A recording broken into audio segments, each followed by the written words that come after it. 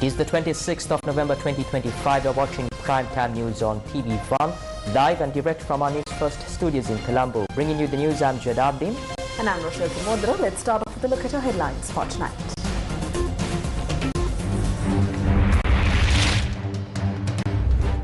Heavy rain, flood and landslide warnings in effect. Disaster authorities urge caution. Minister Hadunethi filed CID complaint over distorted audio and container release allegations. Intoxicated individuals were sent to opposition rally by the government, alleges SLPP. Policy rates unchanged. Central Bank reports highest reserves post-crisis.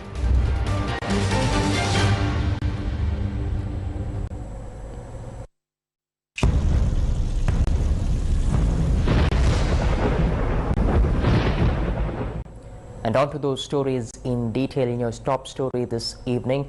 The Department of Meteorology warns that certain areas in the eastern, central, north central and Uva provinces could experience heavy rainfall exceeding 150 millimeters. The department further stated that other regions may also receive rainfall of over 100 millimeters. Tilal Thirakaratna has a detailed report on the prevailing weather conditions.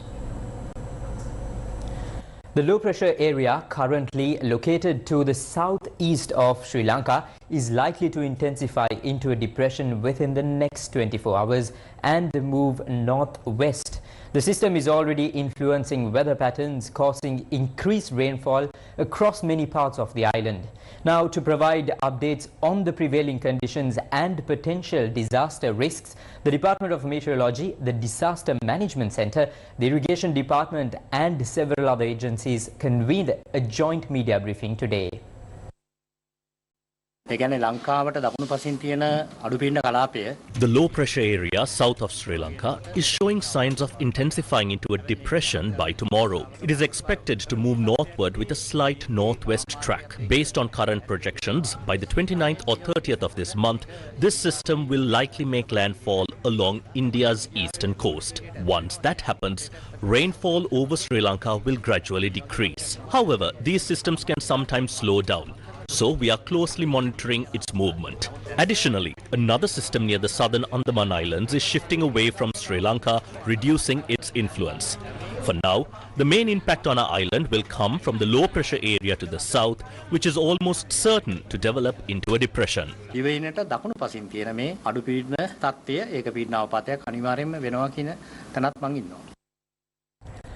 Amid the prevailing heavy rainfall, major reservoirs as well as other tanks and lakes have reached flood warning levels. Some reservoirs have already begun releasing water. A red alert has been issued for areas surrounding the Galloya Basin, while flood warnings have also been announced for regions linked to the Mahavali River Basin and the Mundeni Aru Basin. Ampara district has been the hardest hit by the ongoing heavy rains, recording 225 millimeters of rainfall yesterday. Overflow from the Konduwatuwana reservoir disrupted traffic along the Ampara Inginiagala road, while the Ampara Karethiu road remains submerged.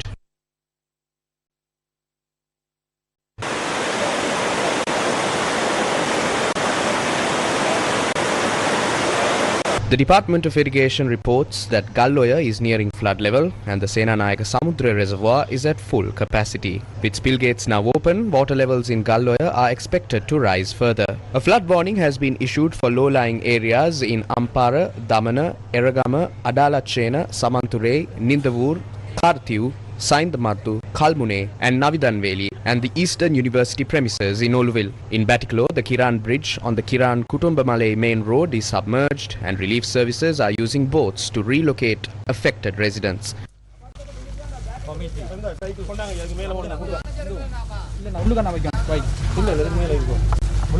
Several homes in Kathankudi are underwater.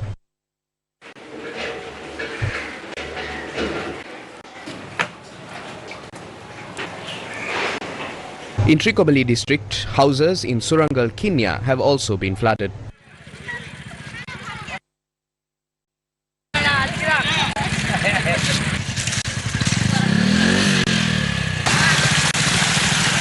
The Rantabe reservoir has also begun overflowing after reaching spill level.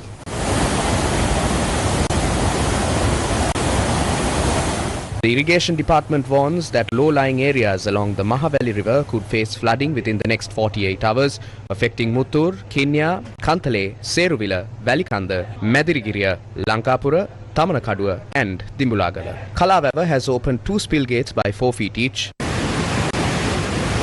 Rajangane has opened 10 gates, submerging the Rajangane Giribaba Road.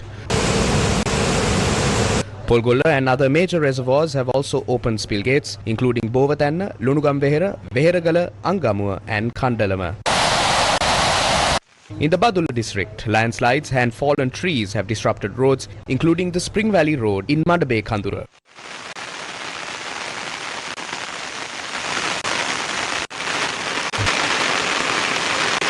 A child was injured when a landslide hit a house in Ambegamuwa, while homes in Galhagama were damaged. In Galhagama, a landslide damaged 2 houses. A landslide at the 18 Bend area on the Kandy Mahiyangane Road has disrupted traffic.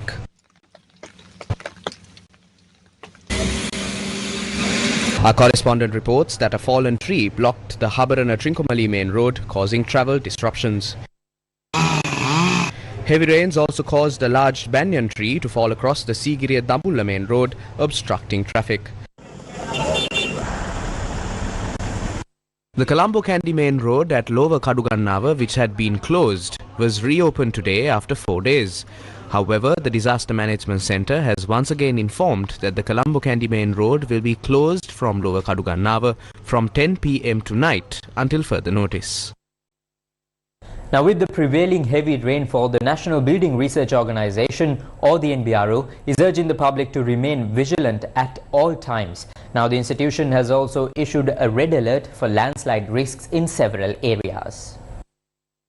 Red alerts for landslide risk have been issued for Hanguranketa and Balapane Divisional Secretariat areas in Nuwara district and for Ududumbara in the Kandy district. The National Building Research Organisation has advised residents living in landslide-prone areas within these regions to evacuate immediately as per the warning. Early warnings under Level 1 and Level 2 are currently in effect for 12 districts. Several divisional secretariat areas in Badulla, Kalutara, Kandy, Kegol, Matara, Nuwara and Ratnapura are under these alerts. Level 1 warnings have also been issued for certain areas in Colombo, Galle, Hambantota, Kurunegala and Matale districts. There is a possibility of floods, strong winds and landslides. If such conditions arise, we urge the public to immediately call 117 and inform us. Our Emergency Operations Centre is open 24/7 to assist you. The Tri-Forces, the police, volunteer groups and both national and international teams are on standby for search and rescue and other operations. I strongly request everyone to stay alert to the disaster risks in your area. Pay attention to trees near your homes and landslide-prone slopes as indicated by the NBRO. If you cannot take preventive measures yourself, call 117 and inform us. We are ready to help. 117 දුරකථනය අමතලා අපට දැනුම් දෙන්න අපි සූදානම් ඔබට ඒ සඳහා උදව් කරන්න. Due to the prevailing heavy rains, the transportation of A-level examination answer scripts from centres in Delft Island, Jaffna to the marking centres faced severe disruptions. However, with the intervention of the Sri Lanka Air Force, a Bell 212 helicopter was deployed to airlift the answer scripts and deliver them safely to the evaluation centres.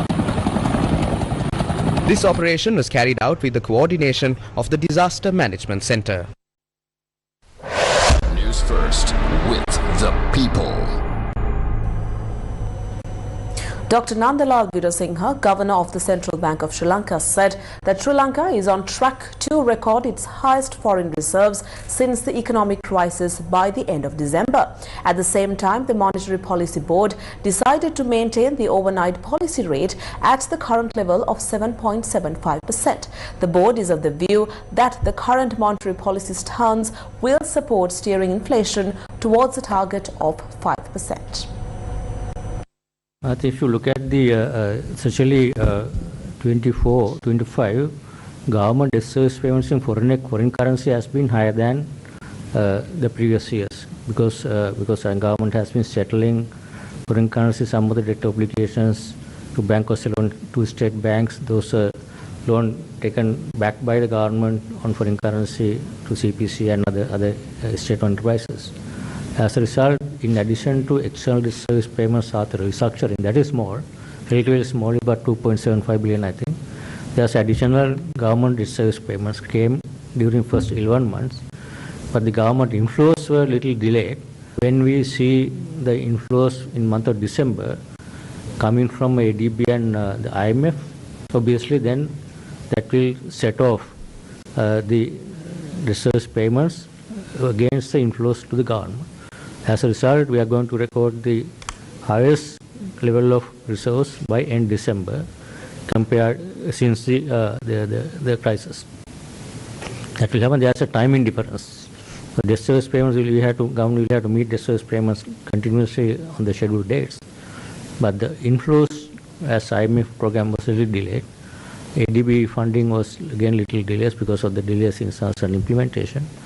Those will come in December. So that as a result, there will be a significant increase by end of December at the level of resource. Responding to questions on whether higher than expected letters of credit for vehicle imports contributed to rupee depreciation, Dr. Nandalal Veerasinghe, Governor of the Central Bank of Sri Lanka, said the exchange rate is determined by market demand and supply dynamics. As I mentioned, I think currency exchange rate will be determined based on the market demand and supply. There is a high demand for foreign exchange in terms of imports or other means of demand for exchange. That will reflect in the currency on a gradual basis. At the same time, remittances, tourism and exports are also doing well. As a result, we are seeing some kind of a balance between demand and supply. But in the short term, if there is a volatility, the central bank intervenes, and if there is an undue disorderly adjustment, we intervene and basically smoothen out that volatility. That's what it has happened. But what we see, our overall assessment, issues of current account surplus this year is going to be still a 1% of GDP, over 1 billion surplus this year. That's coming from other foreign exchange inflows from the remittances, tourism and exports. Obviously, there is a higher demand for imports, partly coming from the motor vehicle imports, partly coming from the other imports, because credit is growing, private sector activities are happening, economy is growing at the healthy rate. That certainly will reflect in the exchange rate. That's a natural way of determining exchange rate. That's why we can see we have seen some depreciation this year, around 5% on gradual basis. So then and also the fact that I want to emphasize here, under current exchange rate determination regime, exchange rate can move both ways. It's not a one-way movement. We have seen even the last couple of weeks some depreciation has turned around, now appreciated and stable at that level. But in the past we saw at some point, I think 2023 or 24, depreciated, starting with 370 came down to 280 level and went up to, dollar went up to 329 and again appreciated to 290 levels. And then now it's gradually depreciating, and it can gradual movement in both ways is good.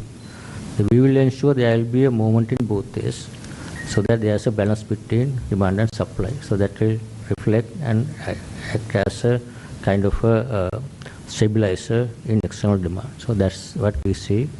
And as I said earlier, these motor vehicle imports are now stabilizing. Obviously, it's a little higher than what we thought at the beginning of the year. Because of pent-up demand, July there's a large number of LCs open, July, August and September. Now number of LCs are coming down. That will reflect in the next couple of months demand for imports, especially motor vehicle imports. I think we see stabilizing and coming down. Newsfirst, main sponsor. Valuable FD, the symbol of stability. Valuable FD, the symbol of stability.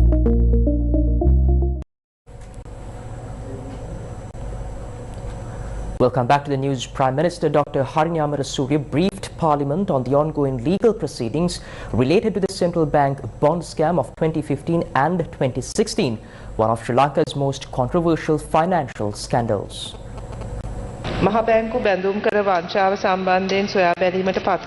to the recommendations of the Presidential Commission of Inquiry appointed to investigate the central bank bond scam and following further investigations by the Criminal Investigation Department, the Attorney General has filed indictments against the following institutions and individuals. Perpetual Treasuries Limited, former Minister of Finance Sandesh Ravindra Karunanayaka, former Governor of the Central Bank of Sri Lanka Lakshman Arjuna Mahendran, former Deputy Governor of the Central Bank of Sri Lanka Pattinige Samarasiri, Arjun Joseph Aloysius, Parisena Puhamilage, Don Kasun Oshadi Parisena, Jeffrey Joseph Aloysius, Chittaranjan Hulugalla, Mutturaja Surendran, Ajan Galde Punchiheva, Chief Dealer of the Front Office of Employees Provident Fund, Badagodaheva Indik Saman Kumara, and Senior Manager of the Public Debt Department, Sangrapillai Padmanathan.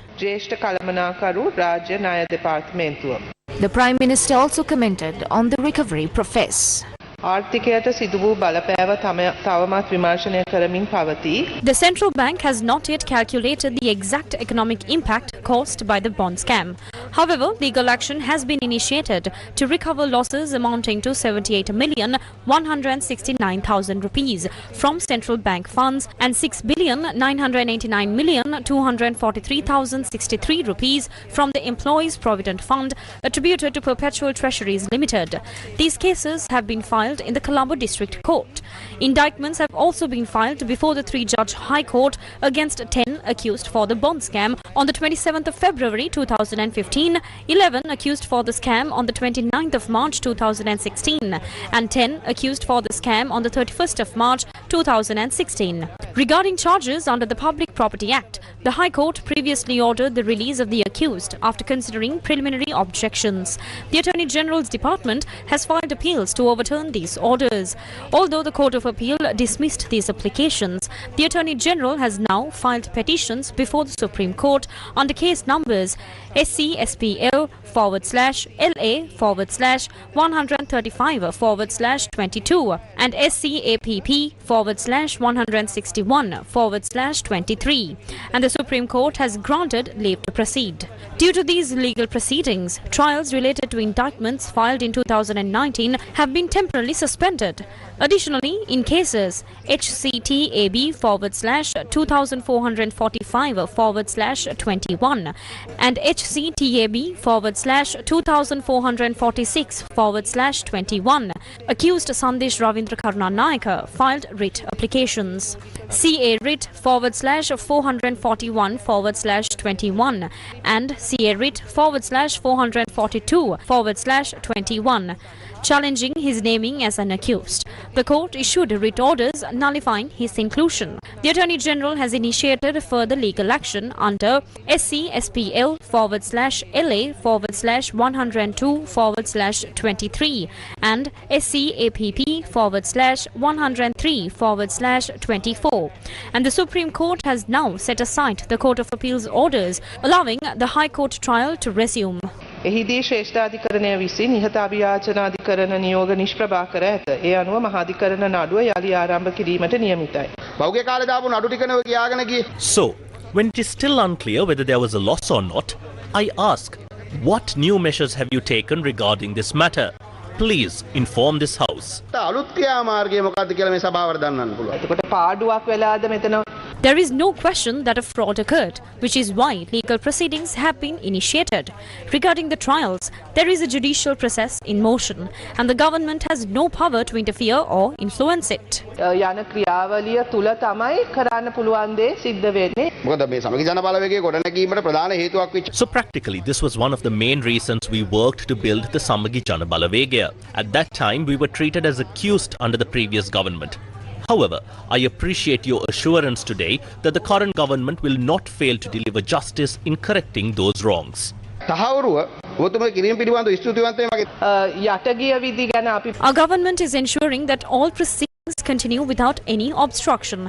There is no need to repeatedly discuss past directives here. I can confirm that every necessary measure is being taken to deliver justice for the people of this country, and all related cases are progressing properly. I have nothing further to add regarding his interpretation. Is it mandatory for a certification from the chairman of the Security Committee when obtaining a police report. Despite constant clarifications from the ruling party, including the Minister of Public Security, that such a requirement does not exist, the opposition continues to level allegations against it. What is the story behind this?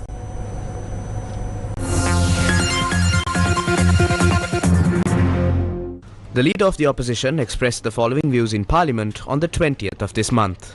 Is this not an attempt to establish a police state? Is this not an attempt to establish an authoritarian rule by centering the funeral committees, the women's committees, the farmers committees, the fisheries committees, the social development committees, the rural development committees, and essentially everything around one party? I speak with evidence. The source is Sajith Premadasa. දිනෙත් කියනවාද ඔබතුමා විපක්ෂ නායකතුමා කියපු ආර්තාවේ දිනේ කියනවාද මට දිනේ මොකක්ද කියලා දිනේ මා සතුව නැහැ ප්‍රජා පොලිස් කමිටු තිබ්බේ ඕක මහ ලොකු දෙයක් නෙවෙයි ඔබතුමාගේ නිලධාරීන් ලව්වලා මම දිනේ ඇහුවේ ඔබතුමා කලබල වෙන්න එපා දිනේ ඇහුවේ. Don't panic.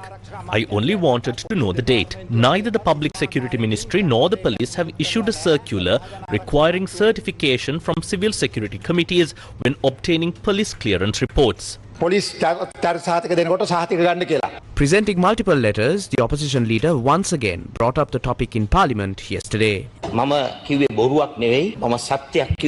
I did not lie.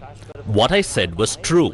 What I clearly mentioned was there is now a requirement to obtain the certification from the Public Security Committee or Civil Security Committee. I do not know what it is called when requesting police clearance. I will now table a letter sent by an individual named Yasanta Arya Sena, who is the chairman of the Public Security Committee, to the OIC of the Hakmana Police. These are two certification letters issued by the Public Security Committee of Badabadda, clearing the issuance of police reports for two people named Abesekara Pathiranage Sakusha Roshani and Tesanya Jayawardena. Yasanta Arya Sena seems to be the chairman of the Public Security Committee of the Badabadda division. It is now confirmed that such recommendations were being issued until about a week ago. The letters tabled by Sajith Premadasa were released to the public by the office of the opposition leader. Newsfirst contacted the individual named Yasanta Aryasena, who is alleged to have issued these letters.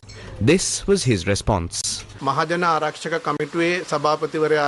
Since January 2024, I have been issuing letters to the public to obtain police clearance reports. I did so in my capacity as the chairman of the Public Security Committee. This wasn't a process started under the current government. It commenced around 3 to 4 years ago. As I recall, a program was held at the Valigama Town Hall with the participation of all Public Security Committee chairmen representing the Matara district. The IGP at the time was also in attendance at the event. We were made aware of this then. I am not affiliated to any political party. A government cannot be singled out and blamed for this, since it has been happening for several years.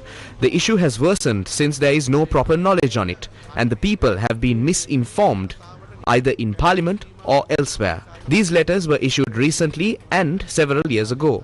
It might not have come about as a circular from the police department. Rather, I believe it was done to empower chairmen of public security committees to conduct their duties with conviction.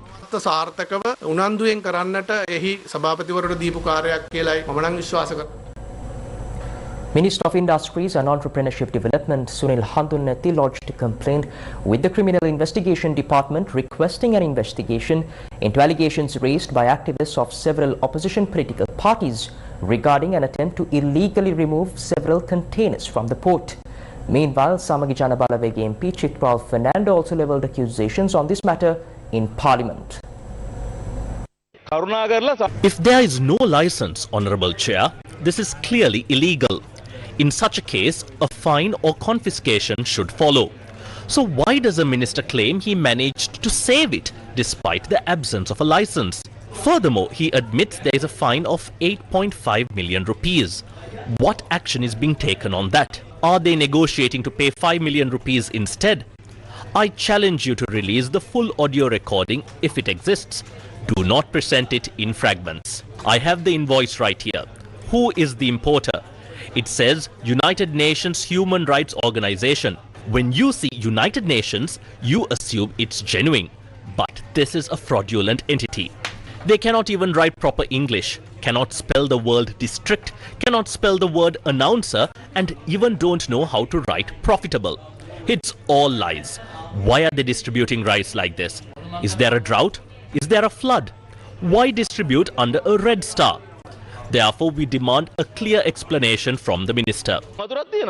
In recent days, several parties highlighted an audio clip on social media allegedly linked to Minister Sunil Handunethi, fueling these accusations. Today, the minister clarified the background of the incident while filing his complaint with the CID, requesting a formal investigation. Since yesterday, several YouTubers have launched a smear campaign claiming I was involved in releasing the 323 containers. The truth is, this started because I provided information about 5 rice containers that could not be cleared. An individual intervened and suggested that since they couldn't be released, they should be confiscated and distributed free to the public. When we checked with customs, there was no legal way to do that because they were imported without a license. I explained clearly that without a license, they must be confiscated, and if distributed, it must be after confiscation. But even then, customs duties amounted to 8.4 million rupees. That's the reality that I explained. As public representatives, when someone asks, we clarify based on facts. I confirmed this with the Director General of Customs. That's all. Now, I don't know what that person's motive was, whether he planned to use this for a smear campaign. That's why I asked the CID to investigate whether he deliberately gave this to YouTubers because he couldn't get his rice released. If his import process was legal, that too must be investigated. He used a letterhead claiming to represent a United Nations human rights organization. Can such a name be used? That also must be checked. Also, these details were falsified, and my voice was distorted and circulated on social media to assassinate my character as a minister and as a public representative. That too must be investigated. On the 21st, Namal Rajapaksa led a major opposition rally, which the SLPP now claims was disrupted by groups allegedly sent by the government in an intoxicated state.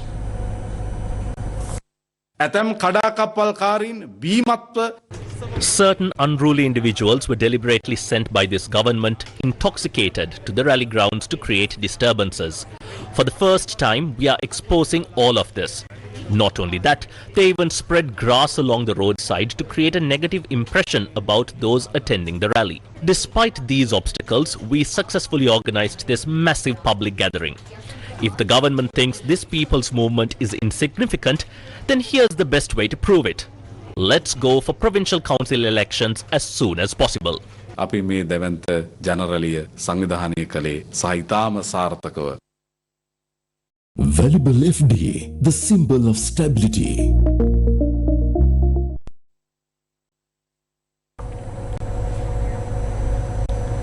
The world is advancing rapidly with AI and emerging technologies, creating unprecedented opportunities for innovation and growth.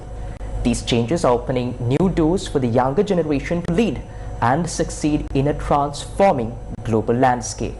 Against this backdrop, an exciting announcement was made today in Cape Town, South Africa, the upcoming launch of a landmark international summit in Sri Lanka next year, the second phase of the Innovation Island Summit. This landmark event will be co-hosted by the Capital Maharaja Group, Observer Research Foundation and the Indian High Commission in Colombo. The Cape Town Summit, organized by the Observer Research Foundation, officially announced that the Innovation Island Summit will be held in Sri Lanka in May next year. Dr. Samir Saran, president of the Observer Research Foundation, stated that this summit that will be organized together with the Capital Maharaja Group and the Indian High Commission in Colombo will create a new platform to strengthen cooperation across the global south. Cape Town provides the perfect stage to announce the next edition of the Innovation Summit. Africa and South Asia are driving a new narrative, one built on partnership, mutual respect and shared innovation. Last year's summit in Colombo proved that Sri Lanka can convene the world with purpose and ambition. Innovation Summit 2 will push that ambition even further, offering new platforms for collaboration and creativity across the global south. Group Director of the Capital Maharaja Group, Sivan Daniel, announced that the Innovation Island Conference will be held on the 11th and 12th of May next year.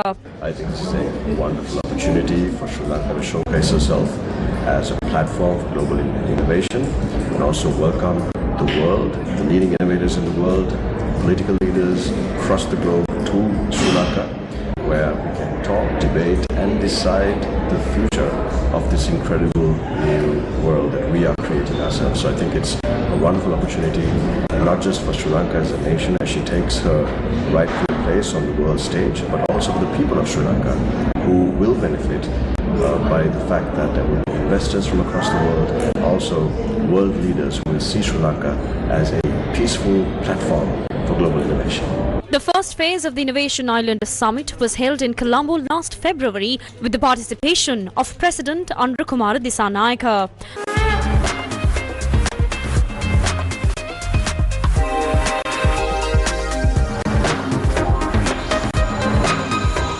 The summit brought together ministers, parliamentarians, senior officials, diplomats, business leaders and top experts from over 50 countries worldwide. It also provided a premier platform for university students and youth to present new ideas and engage in dialogue. This year, those opportunities will be further expanded.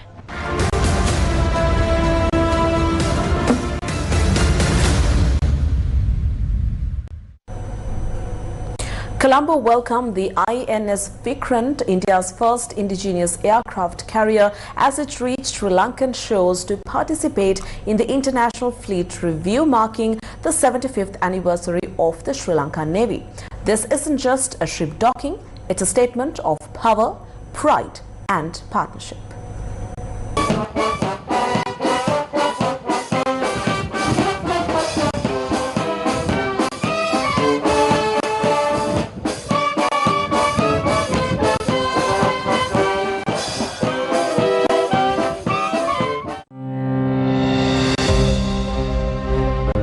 Commissioned on the 2nd September 2022 by the Prime Minister of India, INS Vikrant is the largest warship ever built in the country, a marvel of engineering and a testament to the Make in India vision.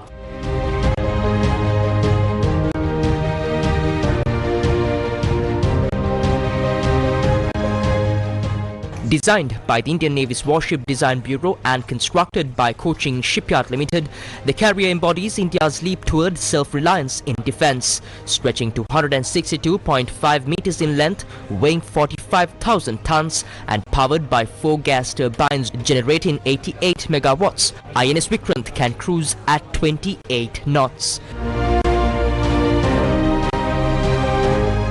The carrier can host up to 30 aircraft, including MiG-29K fighter jets, MiG-29KUB, Chetak, Kamov-31, MH-60R helicopters and advanced light helicopters.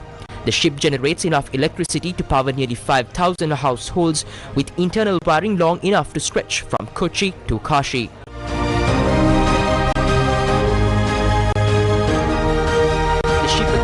Around 1,600 personnel, including women officers and sailors, and contains approximately 2,200 compartments. The Stobar system enables short takeoffs and arrested landings, making it a formidable force on the seas. But Vikrant is more than steel and firepower. It is a story of ambition. With 76% indigenous content, contributions from 550 OEMs and the involvement of 100 MSMEs, the project generated employment for nearly 14,500 people. From its keel laid in 2009, launch in 2013, trials in 2021 to commissioning in 2022, Vikrant's journey mirrors India's rise as a maritime power. Warships from 7 nations are to dock in Colombo this week. 8 warships from 7 countries including Bangladesh, India, Iran, Maldives, Malaysia, Pakistan and Russia will dock at Colombo Harbour this week to participate in the highly anticipated International Fleet Review 2025. This monumental maritime event, scheduled for the 30th of November, marks the 75th anniversary of the Sri Lanka Navy and aims to exemplify the theme Sailing Strong Together, showcasing international cooperation and Sri Lanka's growing role as a regional maritime security partner. The participating foreign warships, alongside the Sri Lanka Navy fleet, will present a naval salute to the President of Sri Lanka, who is also the Commander-in-Chief of the Armed Forces. The celebrations will commence on the 28th of November with collaborative programs involving the foreign crews, Sri Lanka Navy personnel, sister services and police, fostering camaraderie and strengthening its ties among the maritime forces. The event also sends a firm signal to the global community about Sri Lanka's commitment to advancing regional and global maritime cooperation. This event not only commemorates a proud naval history but also elevates Sri Lanka's international stature in security and diplomatic engagements at sea. The Indian Army Chief is scheduled to visit Sri Lanka next week. General Upendra Dwivedi, Chief of the Army Staff of India, will undertake an official visit to Sri Lanka from 1st to 2nd of December 2025 in a move that underscores deepening defence ties between the two nations.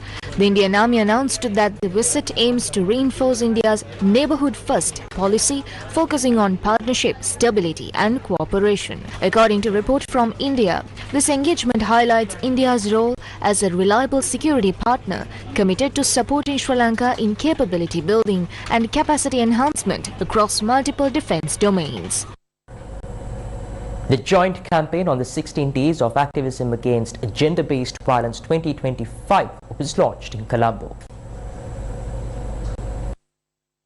The launch of 16 Days of Activism Against Gender-Based Violence campaign 2025 was held in Colombo with the attendance of government leaders, youth groups, policymakers, civil societies and UN partners among others. The event, held under the global theme Unite in Ending Digital Violence Against All Women and Girls this year, calls for urgent action to address the rapidly growing threat of technology-facilitated gender-based violence or TFGBV, including cyber harassment, image-based abuse, online blackmail, doxing and hate speech.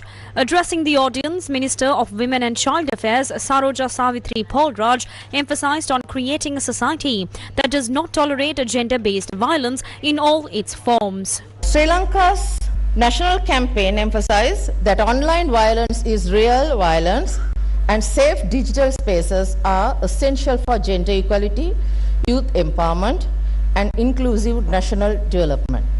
Gender-based violence persists everywhere, starting from the home, which we consider that safe place, to transport, workplace and public spaces. Even female members of parliament in the country's highest forum, the parliament, are not exempt from this type of violence.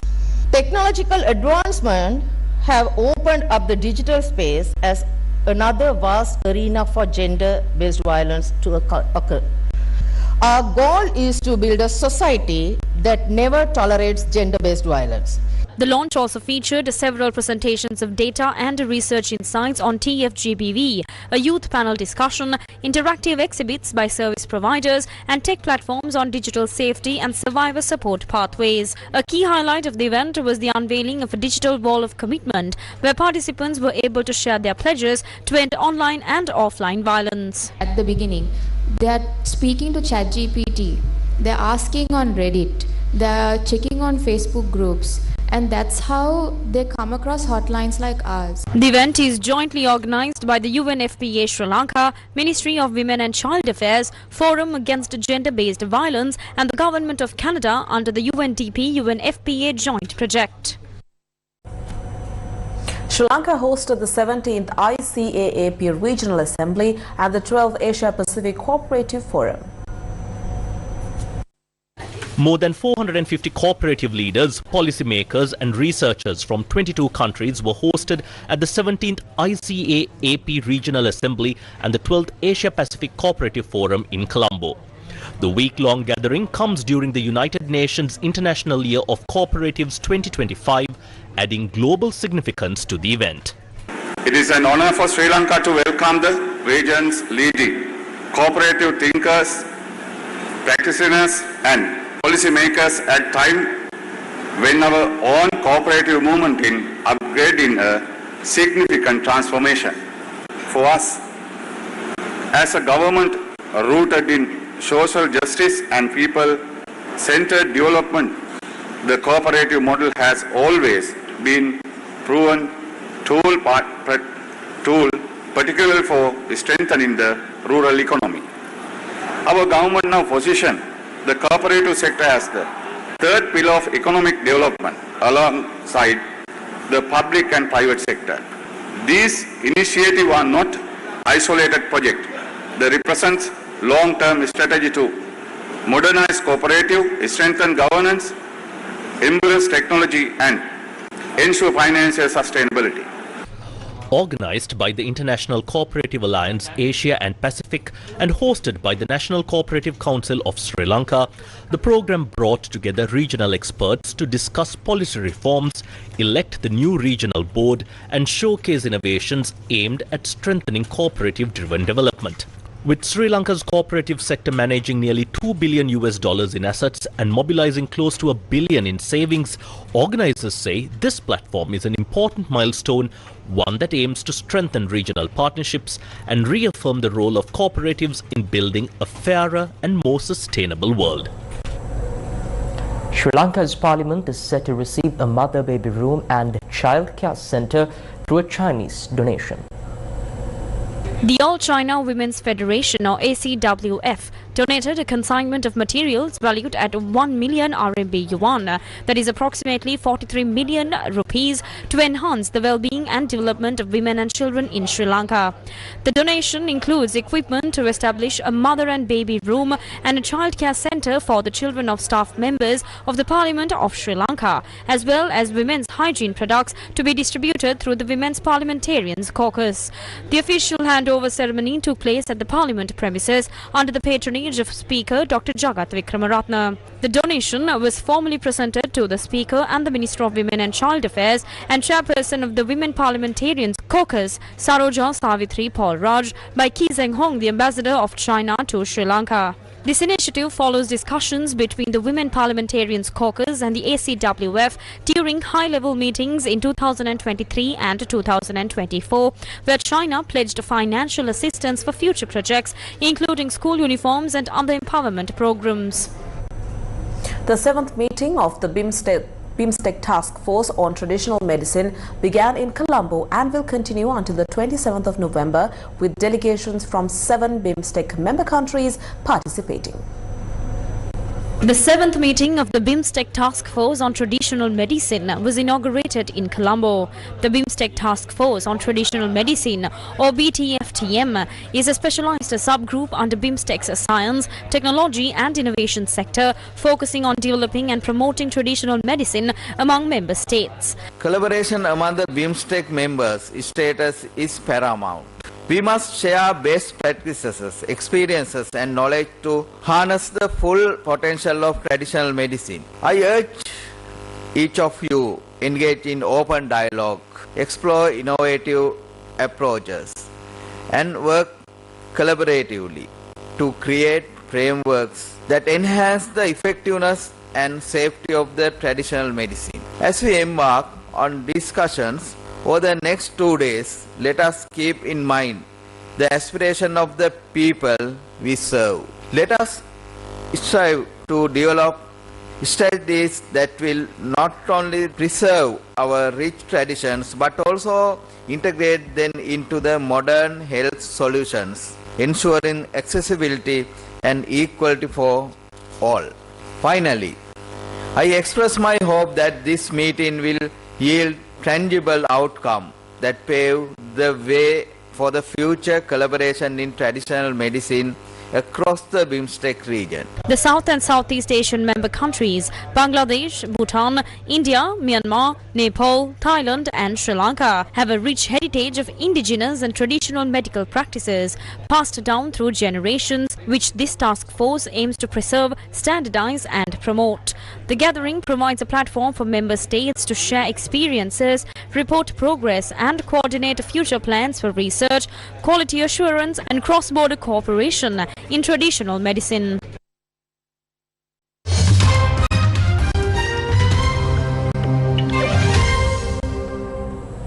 A fire has killed at least 13 people after tearing through a complex of residential high-rise buildings in Hong Kong. Teams of firefighters have been attempting to douse the flames at Wong Fuk Court, a housing complex made up of 8 blocks in the city's Tai Po district in the northeast. The Fire Services Department handled a total of 28 casualties, 9 of whom were certified dead at the scene. 6 others were sent to hospital in serious condition and 4 of them later died. Earlier, local media also reported that an unknown number of people were trapped in the 31-story towers, home to around 2,000 residential apartments, although it is still unclear as to whether that remains the case. A new United Nations report has found that Indonesia's capital Jakarta is the world's largest city with 41.9 million people living there, followed by Dhaka in Bangladesh, which is home to 36.6 million. A low-lying coastal city located in the west of the densely populated island of Java, Jakarta rose from second place to replace Tokyo, which had been named the world's largest city in the UN's most recent assessment published back in 2000. The Japanese capital's relatively steady population of 33.4 million saw it fall to third place behind Bangladesh's densely populated capital Dhaka, which jumped to second place from ninth and is now projected to become the world's largest city by 2050. The World Urbanization Prospects 2025 report from the United Nations Department of Economic and Social Affairs also found that the number of mega cities, those are urban areas with more than 10 million inhabitants, has increased to 33, 4 times more than the 8 megacities that existed worldwide in 1975. Asia is home to 19 of the world's 33 megacities and 9 out of the top 10. Tonight on beautiful Sri Lanka, we take a look at one of Sri Lanka's most remarkable coastal destinations. On Sri Lanka's sun-kissed western coastline lies Kalpitiya, a destination that feels like nature's own masterpiece. This slender 100-kilometer peninsula, embraced by the turquoise waters of the Indian Ocean, is a sanctuary that those who crave adventure and serenity in equal measure. Known for its perfect winds, Kalpitiya is a global hotspot for kite surfing and water sports, where the thrill of the waves meets the freedom of the sky. Kalpitiya is also one of Sri Lanka's finest locations for dolphin watching, offering magical encounters with pods dancing across the waves. Today, Kalpitiya is more than a destination. It is a second home for ocean lovers, a place where untouched natural beauty meets unforgettable adventure. Beautiful Sri Lanka.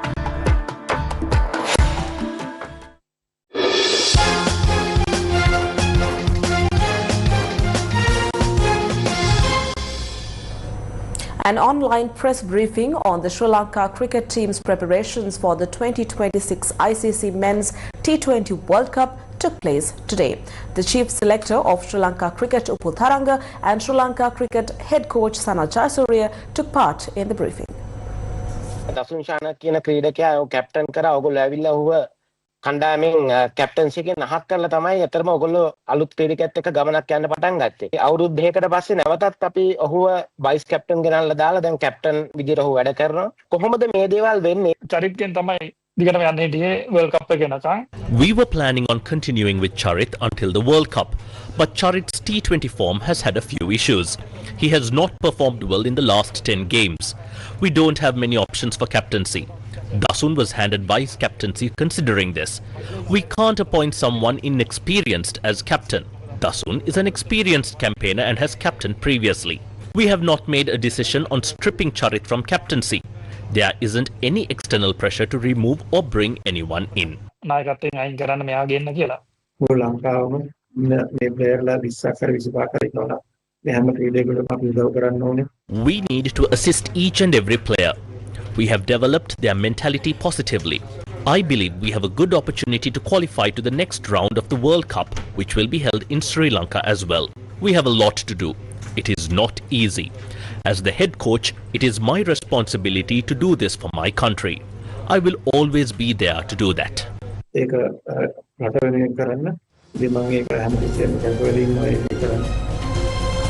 And that's a wrap of your news for tonight. Thank you for watching. Good night.